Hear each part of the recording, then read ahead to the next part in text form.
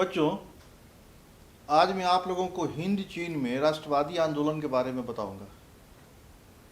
हिंद चीन प्रक्षेत्र है कहाँ? यह साउथ ईस्ट एशिया में दक्षिण पूर्व एशिया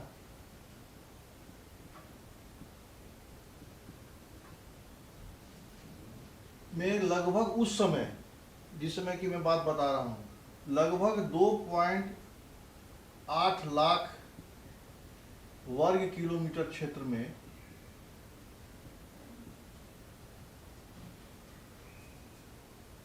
वियतनाम, लाओस और कंबोडिया, ये 3 क्षेत्र थे। वियतनाम, लाओस और कंबोडिया, इन्हीं तीनों प्रक्षेत्र को, जो साउथ ईस्ट एशिया में थे, हम लोग हिंद चीन के नाम से जानते हैं। भारत में राष्ट्रवाद का विकास हम लोगों ने जाना, यूरोप में राष्ट्रवाद का विकास हम लोगों ने जाना, जिस क्रम में हम लोगों ने फ्रांस की क्रांति या फिर इटली का एकीकरण या जर्मनी के एकीकरण इत्यादि जाना। अब हम लोग इस क्षेत्र में, जो जिसको हम लोग हिंद चीन क्षेत्र कहते हैं, उसमें राष्ट्रवाद का विकास कैसे हुआ, लाओस में, कंबोडिया में क्या घटनाएं घटी, वियतनाम किसके प्रभाव में था, वियतनाम कब स्वतंत्र हुआ, ये सभी बातें इसमें आएंगी। तोकीन, अन्नाम और कोचिन चीन, ये वियतनाम के प्रांत थे। तोकीन, अन्नाम और कोचिन चीन, और लाओस और कंबोडिया। वियतनाम जो था, इसको अगर हम नक्शे में देखें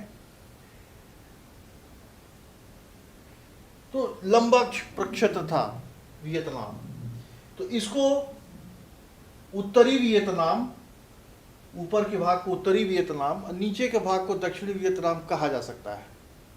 यह जो क्षेत्र था दक्षिण पूर्व एशिया में, यह ऊपर चीन और बर्मा से सटा हुआ था।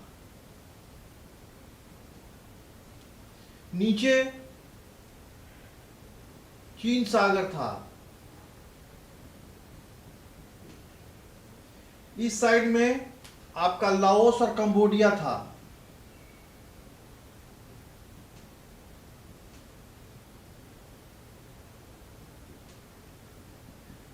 ये सब भी बर्मा से मिले हुए थे, यानी इनकी सीमा बर्मा से मिलती थी। यानी दक्षिण पूर्व एशिया में वे प्रक्षेत्र जो लगभग 3 लाख किलोमीटर या 2.8 लाख किलोमीटर, 2,80,000 वर्ग किलोमीटर क्षेत्र में फैले हुए थे, और इन क्षेत्रों पर या तो चीन का प्रभाव था या फिर बर्मा का प्रभाव, ये भारत का प्रभाव था। तो इसी चीन और भारत के प्रभाव से इस इलाके को, वियतनाम, लाओस और कंबोडिया को हिंद चीन प्रक्षेत्र कहा जाता है। हम लोग देखेंगे इसमें कि ये जो प्रक्षेत्र थे वियतनाम का, इसमें तोकीन और अम्मान, ये चीन के करद राज्य थे, यानी वैसा क्षेत्र जो चीन को कर देता था। होता क्या था कि जब भी चीन में कोई शक्तिशाली शासक गद्दी पर आता था, वह इस प्रदेश पर, इस क्षेत्र पर कब्जा कर लेता था,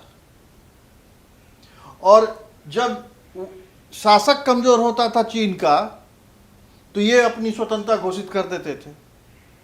तो यही स्थिति चलती थी, या तो कभी चीन के कब्जे में आ जाता था, कभी चीन से वो मुक्त हो जाता था। 3री शताब्दी में सी वांग टी, 3री शताब्दी में सी वांग टी, इसने इस अन्नाम पर और फिर तोकीन पर कब्जा कर लिया था और अपना प्रभुत्व स्थापित कर लिया था 3री सदी में। मैं बता रहा हूं कि कब वो मुक्त हुआ, कब किसका शासन हुआ, इस तरह की बात करते हैं। इसके बाद फिर बूती, जो हान वंश का शासक था, इसने इस पर अपना प्रभुत्व जमाया। बूती ने कुछ 15वीं सदी में आते आते फिर ये जब कमजोर हो गए तो वे तोकीन अन्नाम या वियतनाम अपने को स्वतंत्र घोषित कर दिया, उनका करद राज नहीं रहा। फिर जैसे ही चीन, क्योंकि वो चीन से एकदम सटा हुआ था, उसकी सीमाएं, जो उत्तरी सीमाएं थी इस प्रदेश की, वे चीन से मिलती थी, चीन से सटी हुई थी। तो के युंग ली जो थे 15वीं शताब्दी में,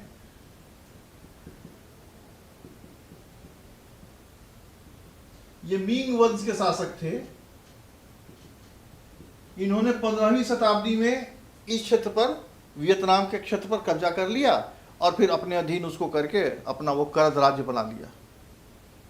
उसके बाद फिर 19वीं सदी के बाद मंचू शासन आ गया, जो मंचू वंश के अधीन आ गया। तो इस प्रकार हम देख रहे हैं कि ये एक के बाद एक, कभी सी वांगटी के कब्जे में आया, कभी के युंग ली के कब्जे में आया, तो ये चलता रहा। तो तात्पर्य यह है कि ये जो अन्नाम, तोकीन या कोचिन चीन था, यह चीन के प्रभुत्व वाला इलाका था और यह चीन के दार्शनिक जो कन्फ्यूशियस थे, उनके दर्शन से बहुत ज़्यादा यह प्रभावित था। और अपने को यह, आगे हम लोग देखेंगे कि साम्यवादी विचारधारा के कारण, क्योंकि वहाँ पर जो एक बहुत बड़े नेता हुए हो ची मिन्ह, जिनकी चर्चा हम लोग करेंगे, हो ची मिन्ह साम्यवादी विचारधारा के थे, तो यहाँ पर साम्यवादी सरकार की स्थापना की गई थी, उत्तरी वियतनाम में खासकर मैं बात कर रहा हूँ। इस वियतनामी क्षेत्र में बौद्ध धर्म और कन्फ्यूशियस के दर्शन का बहुत प्रभाव था। कन्फ्यूशियस और बौद्ध धर्म से यहाँ के लोग बहुत प्रभावित थे, बौद्ध धर्म को मानते थे या फिर कन्फ्यूशियस के सिद्धांत को मानते थे, इससे चलता रहा। अब बात करें कंबोज की। 4वीं सदी में भारतवंशीय शासक ने कंबोज साम्राज्य की स्थापना की थी। कंबोज उस समय कहा जाता था, कंबोज की स्थापना की, जो कि वियतनाम के पश्चिमी भाग में था। और फिर यह जो प्रक्षेत्र था, चूंकि सब दक्षिण पूर्व एशिया में पड़ते थे, अगर एशिया महादेश को देखा जाए, अगर यह एशिया है, मान लीजिए कि यह एशिया हुआ, तो यह हो गया पूरब, पश्चिम, उत्तर और दक्षिण। तो ये जो प्रक्षेत्र होता है, इसी को हम लोग दक्षिण पूर्व एशिया कहते हैं। यानी एशिया के इस क्षेत्र भाग, इस भाग में यह था, दक्षिण पूर्व एशिया में था। 4वीं शताब्दी में यहाँ पर भारत वंश के शासक लोगों ने कंबोज की स्थापना की थी और यह भारतीय दर्शन, भारत के विचारधारा से प्रभावित था। वहाँ पर 12वीं सदी में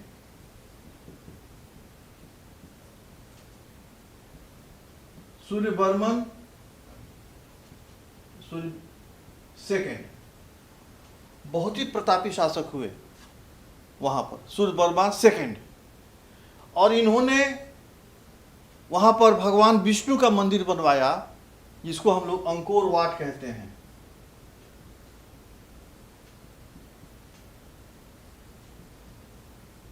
और यह मंदिर आज भी मशहूर है।